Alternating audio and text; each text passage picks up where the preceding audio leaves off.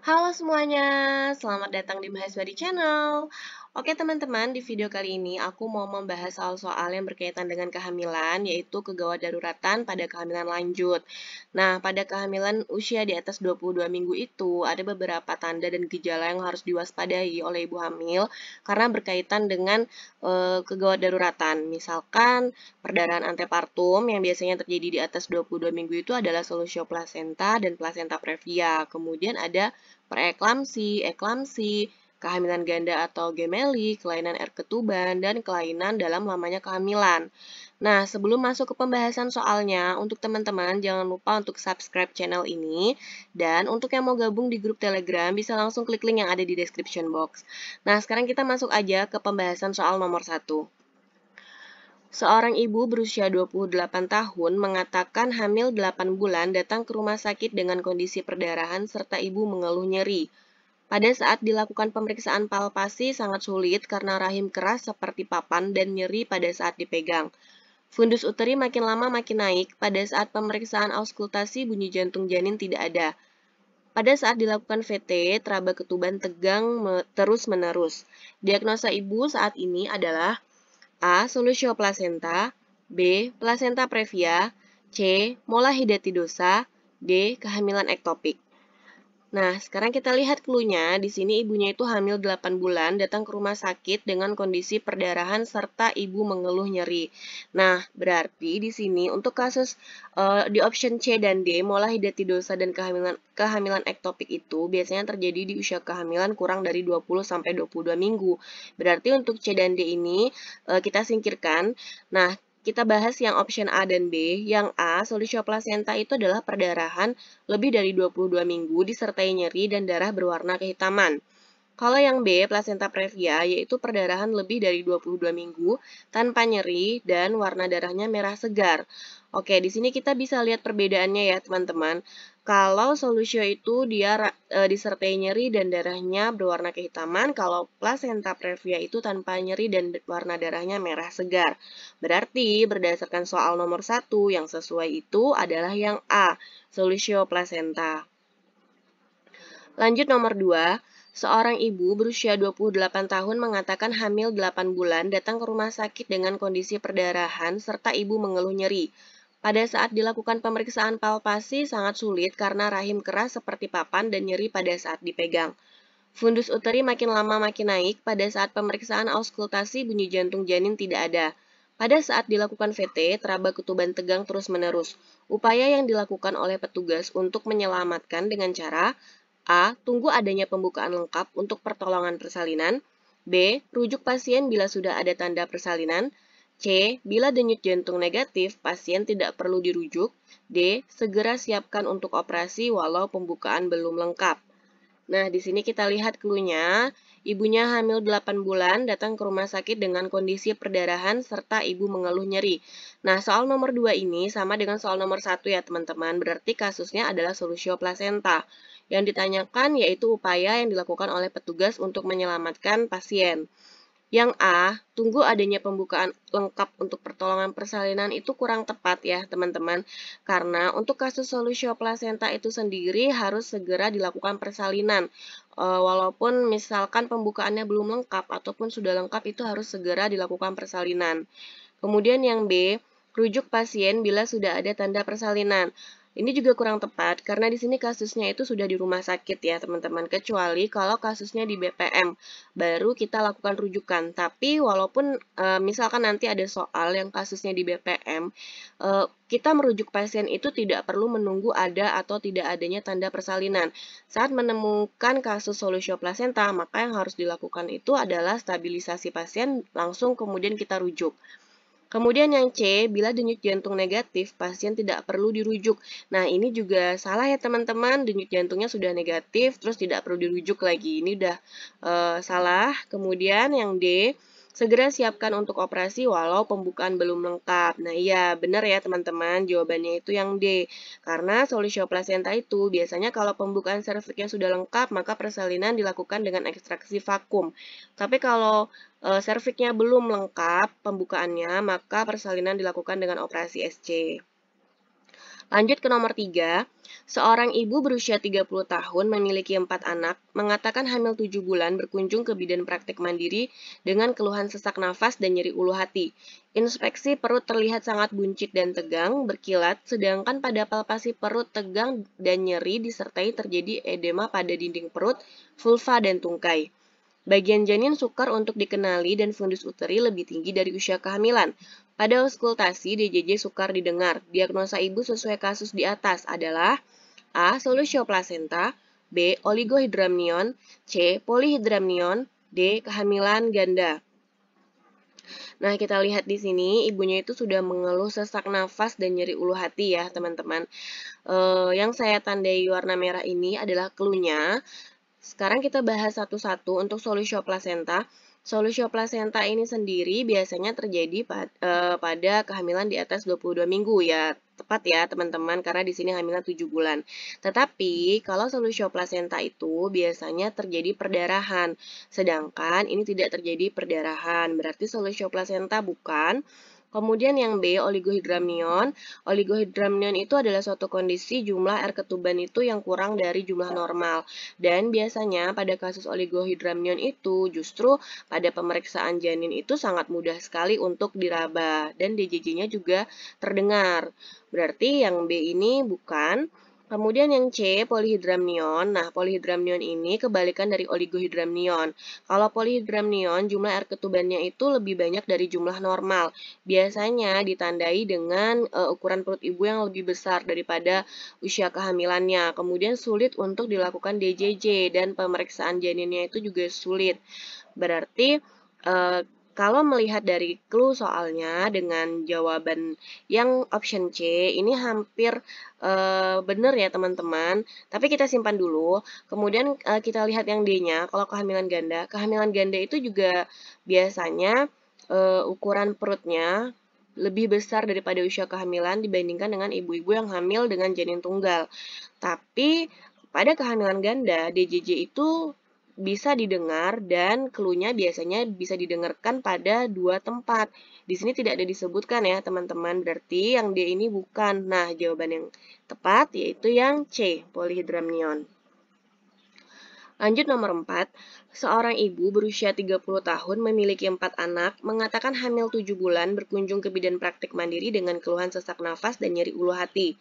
Inspeksi perut terlihat sangat buncit dan tegang, berkilat, sedangkan pada palpasi perut tegang dan nyeri disertai terjadi udem pada dinding perut, vulva, dan tungkai. Bagian janin sukar untuk dikenali dan fundus uteri lebih tinggi dari usia kehamilan.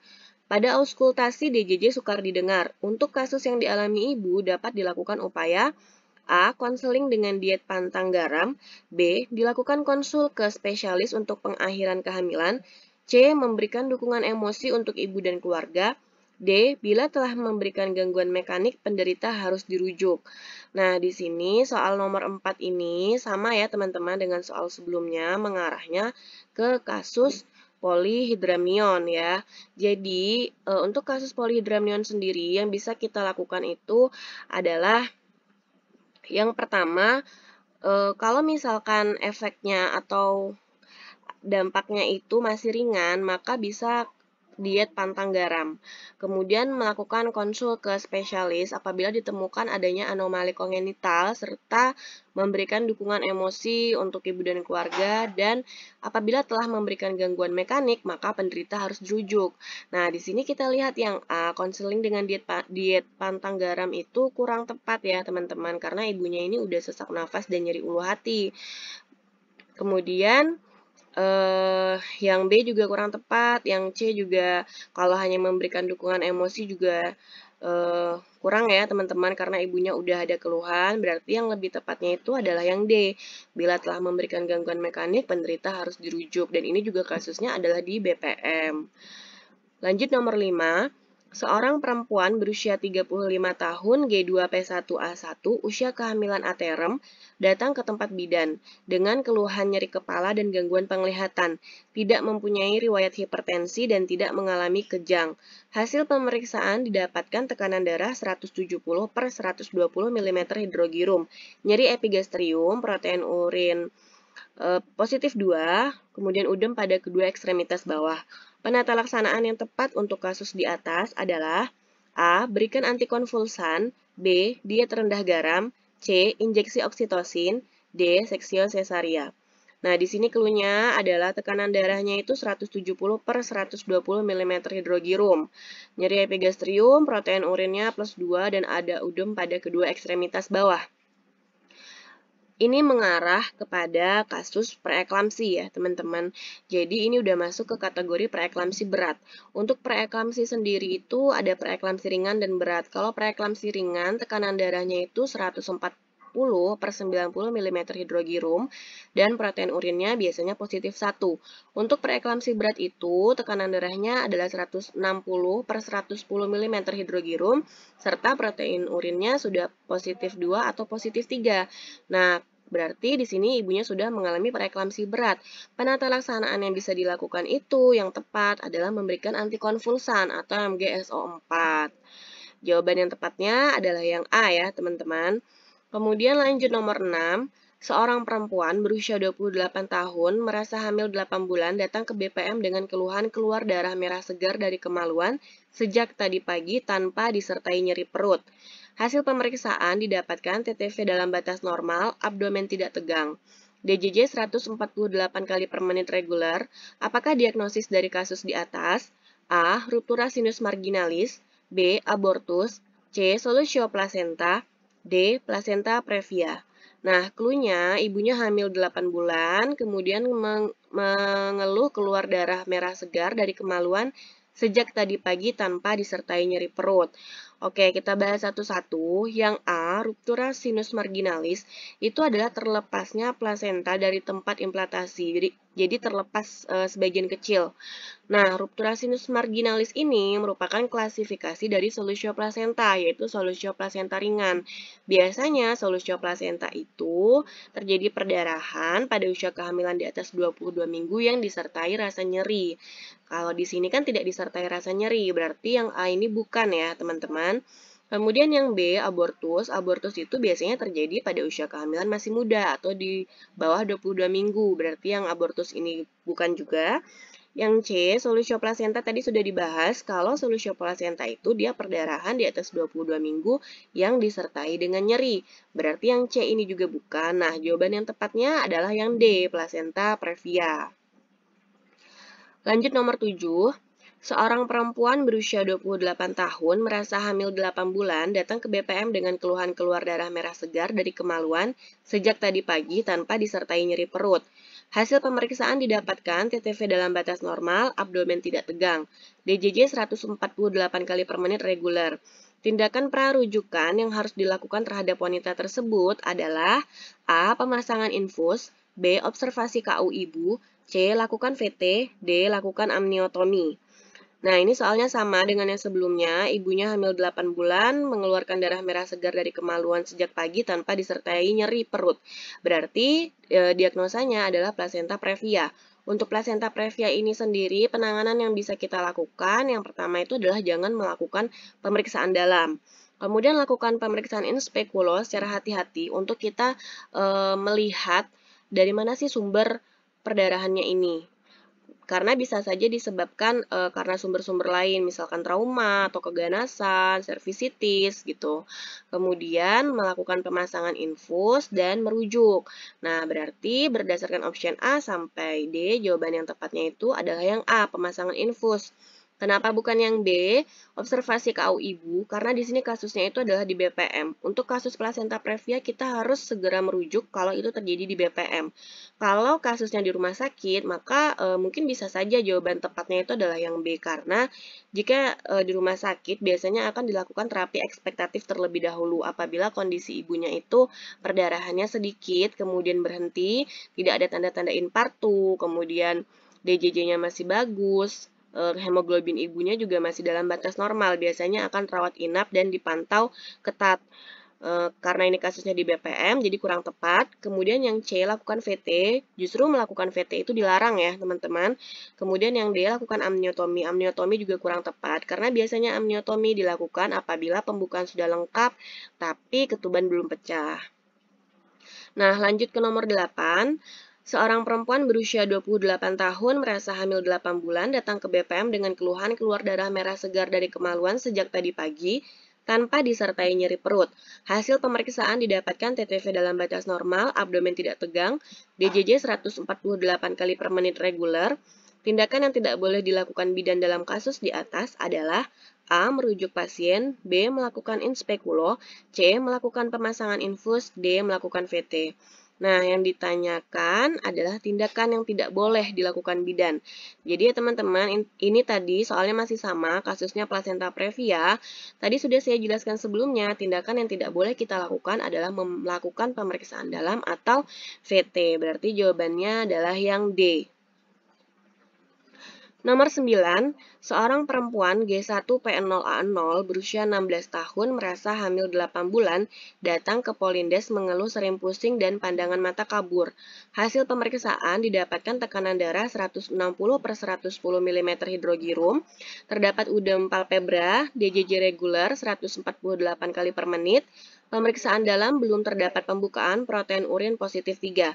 Diagnosa kasus tersebut adalah A.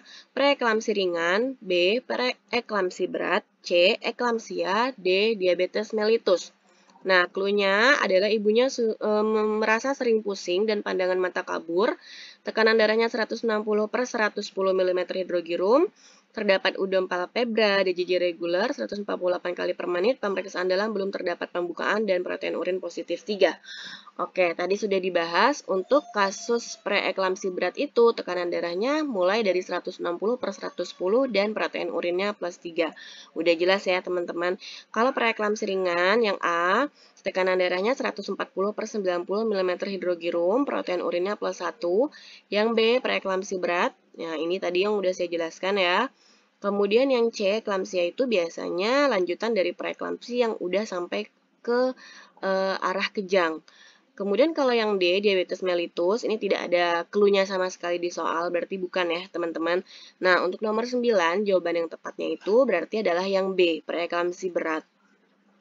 Nomor 10, seorang perempuan G1P0A0 berusia 16 tahun merasa hamil 8 bulan datang ke Polindes mengeluh sering pusing dan pandangan mata kabur.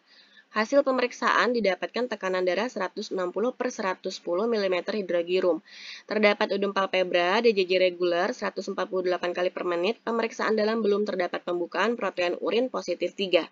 Dosis awal pemberian MGSO4 pada kasus tersebut adalah A. MGSO4 40% 2 gram IV, B. MGSO4 40% 4 gram IV, C. MGSO4 40% 6 gram IV, D. MGSO4 40% 8 gram IV. Nah, jadi untuk kasus ini diagnosanya adalah preeklamsi berat ya teman-teman. Biasanya kita berikan MGSO4 dosis awalnya itu adalah 4 gram. Nah, berarti jawaban yang tepatnya itu adalah yang B. Oke teman-teman, itu tadi 10 soal yang berkaitan dengan kegawat daruratan pada kehamilan lanjut. Semoga apa yang saya bahas kali ini bisa bermanfaat untuk teman-teman dan bisa dipahami apa yang saya sampaikan. Dan sampai jumpa di video selanjutnya.